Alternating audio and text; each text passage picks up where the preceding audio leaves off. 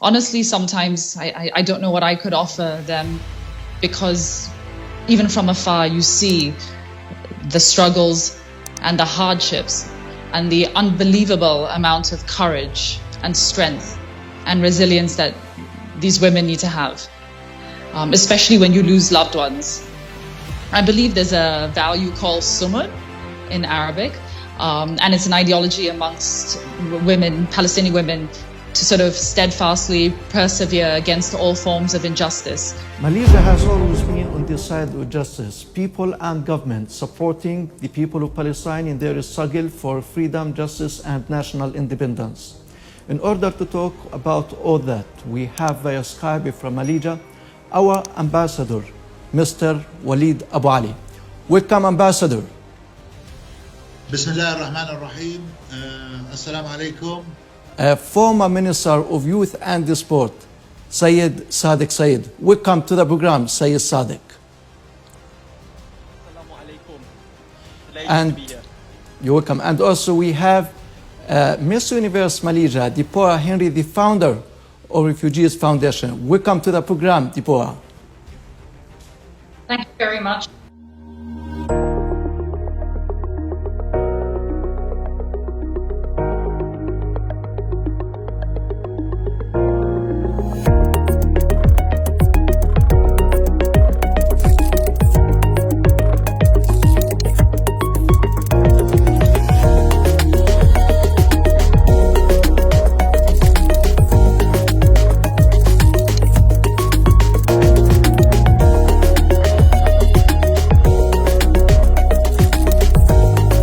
We are going to start with the ambassador to Malaysia, Mr. Walid Abu Ali. Tell us about the position of the Malaysian government and the Malaysian people of the current situation in Palestine in light of the last Israeli aggression on Jerusalem yesterday, organizing what it is called the March of the Flags and the violations against the Palestinian youth, women and children just yesterday in Jerusalem, and today morning the Israeli air raid on the Gaza Strip. You welcome, Ambassador. Thank you very much, dear Osama. I'm grateful for Palestinian TV to organize such event. Of course, it's nothing new for Malaysians. If there are some differences in Asia, Palestine usually unify all Malaysians. Yeah. And the great support of Malaysians to Palestine, it's not questionable. The government and the people of Malaysia always show their solidarity and support to Palestine. Yeah, Mr. Ambassador, thank you very much for this inclusive introduction, really. And I move now to His Excellency, Mr. Syed Sadiq. Syed Sadiq, I watched some videos for you and heard your statements in support of the Palestinian cause and the Palestinian people's rights. And I want you to tell us what are the grounds of your position and the support for the Palestinian cause and the Palestinian people, please. Thank you. I support Palestine not just because I'm a Malaysian or a Muslim. Yes. I support Palestine because this is an issue which involves humanity overall. A clear violation of international law, humanitarian law by the Israeli occupants, especially previously under the government of Benjamin Netanyahu. That's why I believe that it's not just Malaysia, but people and governments across the world should unite to speak out and condemn the brutal human rights violations, war crimes and atrocities committed by the Israeli government.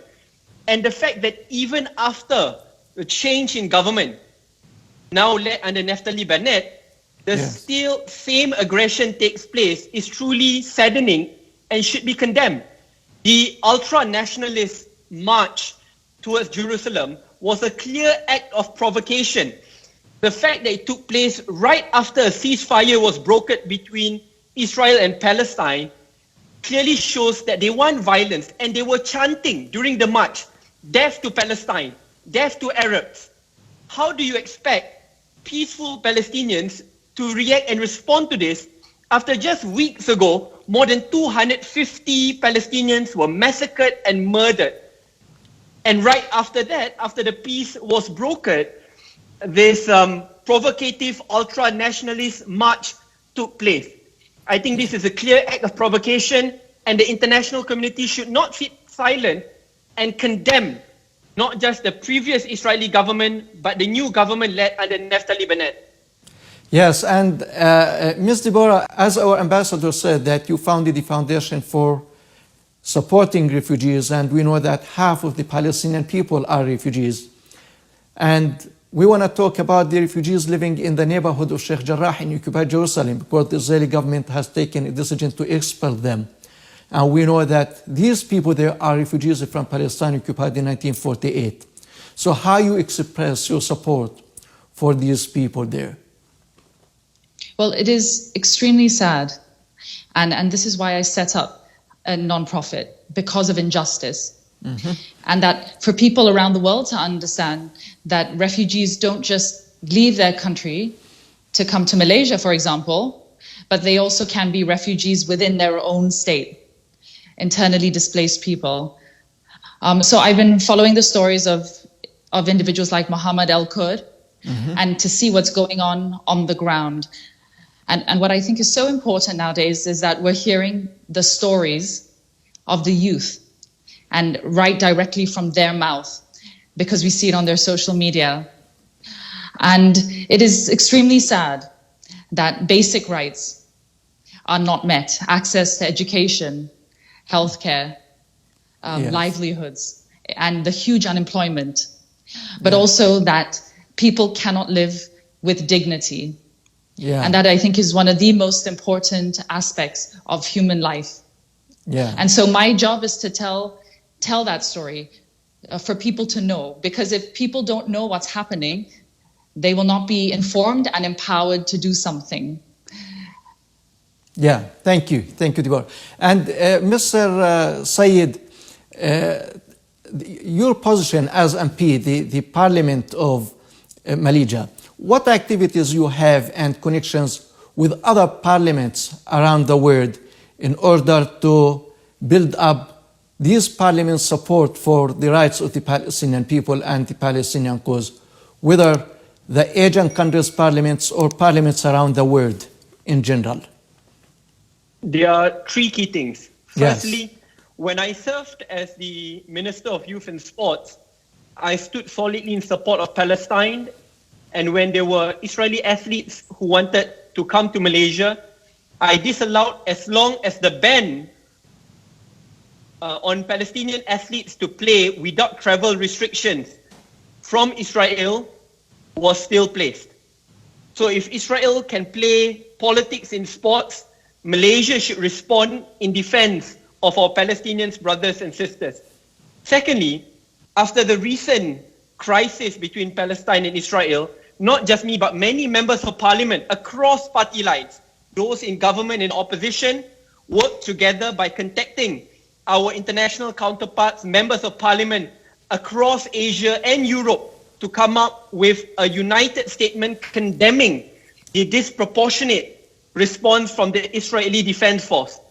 And finally, all of us came together, those in government and opposition, together with NGO representatives, to fundraise for Palestinian NGOs to ensure that the rebuilding of Palestine can be done together. We treat Palestinians as our brothers and sisters, to the point of those who choose to insult and assault Palestine is equivalent to insult and assaulting fellow Malaysians.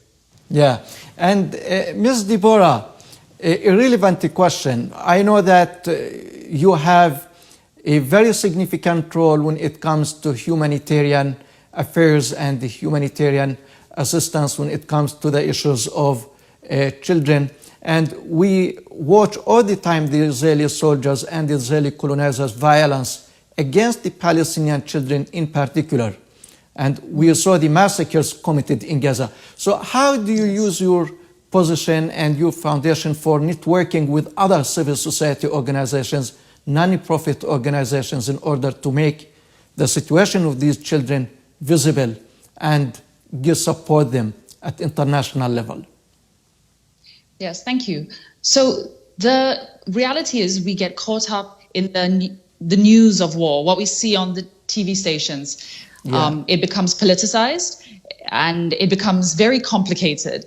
And so a lot of people don't want to deal with it and they stay away from it. They don't think that they can make a difference.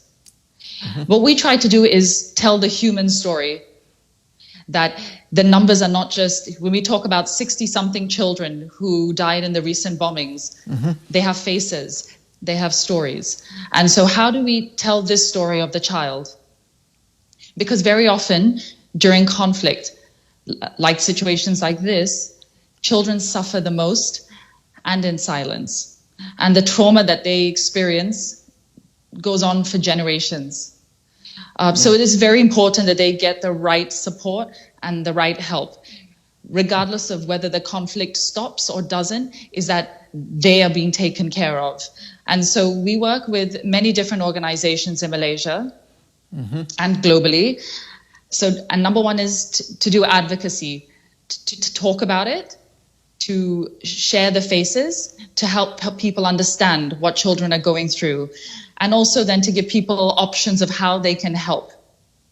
And number one is education. We've seen in Malaysia huge amounts of fundraising over the past few weeks. Even my own business, we make jewelry, and we've dedicated a percentage of that money to Palestinian refugees in Malaysia. And so telling the story, showing people how they can really help, and that every individual can make a difference and can change the life of a child. Yeah. And Ambassador Abu Ali, you have these great people with you who support justice and freedom, not only for the people of Palestine, but for humanity in general. Tell us about the connection between the embassy, the Palestinian embassy, and the Parliament of Malaysia and its members like Sayyid Sadiq, and also with non-profit organizations and civil society organizations in Malaysia to garner support for the cause of Palestine. Well, thank you very much for a very important question. The embassy is the legitimate representative of Palestine in Malaysia. And just let me highlight that the parliament, its last session, had created a booth in the parliament under a very effective title, Unite for Palestine. And the Committee for Palestine within the parliament had asked all parliamentarians to sign a statement. So that statement, through the committee, handed over to the embassy. At the same time, they initiated a bank account through Wisma Putra, which is the Foreign Ministry of Malaysia, and this bank account for Palestine was activated. So we coordinated with the Foreign Ministry in Malaysia that any fundraising for Palestine can be processed through this bank account in Wisma Putra. And the Foreign Minister, Excellency Shamsuddin Hussein himself, and his deputy, Dr. Qamaruddin Jafar, are supervising by themselves the process of the fundraising and the transaction of this money to Palestine. We arranged a program, the Red Crescent of Malaysia, together with the Red Crescent of Palestine, and the Malaysia government and NGOs are very much active and working shoulder to shoulder to help as much as they can, in particularly the homeless Palestinians, and to rebuild what has been damaged by the Israeli aggression against Gaza. Yeah, and two more questions to Mr. Sayyid Sadiq and Ms. Deborah. Sayyid Sadiq, when you were the Minister of Youth and Sport, and you called and you translated that into action, preventing Israeli athletes from entering Malaysia for a power swimming competition. And some people said that we should not mix between politics and the sport. But you proved that boycott should include all aspects of colonial life in order to achieve justice for the colonized people. Do you have now any activities or any connections to support the BDS to force Israel to end its occupation for the Palestinian land? I just want to point out that if it's up to me, I wouldn't want to conflate sports and politics. Unfortunately, it was Israel first who banned Palestinian athletes from representing their state in international community by putting many unnecessary and illegitimate travel restrictions for Palestinian teams to represent themselves. Let's not forget that Gaza's Al-Ittihad Al-Shajira sports team was banned by Israel from representing Gaza. Let's not forget that the Israeli government, through the sports minister, placed pressure on NBA in the United States from even mentioning Palestine as a legitimate state. So I believe if no other countries out there would have the backbone to stand for Palestine, the least that Malaysia can do is to speak up on behalf of Palestine. And the BDSM movement in Malaysia is well known. And that's why we see many companies which are directly linked to funding or supporting IDF, the Israeli Defense Force, have been boycotted either directly or indirectly. So Malaysians, regardless of race and religion, are very conscious of the Palestinian plights and the sufferings which they go through. And I believe as His Excellency, the Ambassador pointed out, issues of Palestine is one of the rare issues which could directly unite all Malaysians, all politicians, all corporates, because this is something which is close to our heart, because we see it as a humanitarian issue, not just as an issue which involves politics, race, and religion. Thank you, Sayyid Sadiq. And Deborah, you are also active in the field of women. And you know that the situation of the Palestinian women is very special. Just yesterday in Jerusalem, we saw the Israeli police kicking and punching, dropping women on the ground. Women in Palestine are losing their children at the hands of the Israeli occupation soldiers. Women are deprived of the right to free movement. So the whole picture when it comes to the Palestinian women under Israeli occupation is gloomy, and many, many women now are heading their families without husbands, being killed by the Israeli aggression on the Gaza Strip. So what is your message to the Palestinian women who have this very special situation in Palestine? Thank you for that. Honestly, sometimes I don't know what I could offer them, because even from afar, you see the struggles and the hardships and the unbelievable amount of courage and strength and resilience that these women need to have, especially when you lose loved ones. I believe there's a value called sumud in Arabic, and it's an ideology amongst women, Palestinian women, to sort of steadfastly persevere against all forms of injustice. And I think that really sums it up. They have to be strong for their children and the young girls and the young boys.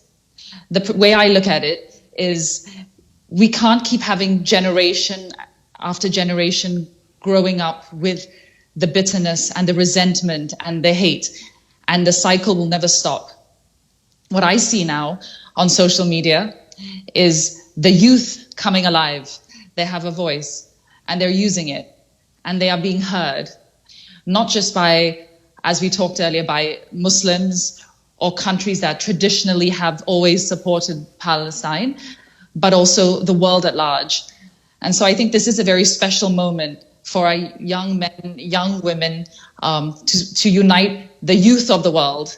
And I really see this as being a time unlike any before, where we can really make change happen on, as Syed Sadiq said, humanitarian grounds, because this is just wrong and unjust what's happening. Yeah. And we cannot see more children suffer. Yeah. So my short, prayer and solidarity with these women women and children is to know that the world is with you, we are with you, and we do what we can in our ways, big and small, to support you and to say we see you and we feel your pain, and we stand with you to hopefully make this apartheid end. Yeah, Deborah Henry, founder of Refugees Foundation, thank you very much. Ambassador to Malaysia, Walid Abu Ali, thank you. And MP, former Minister of Youth and Sport of Malaysia, Syed Sadiq Said, thank you very much all for joining our program. It has been great pleasure, really. Thank you. And thank you very much for watching. And from me, Usama Nazal, goodbye.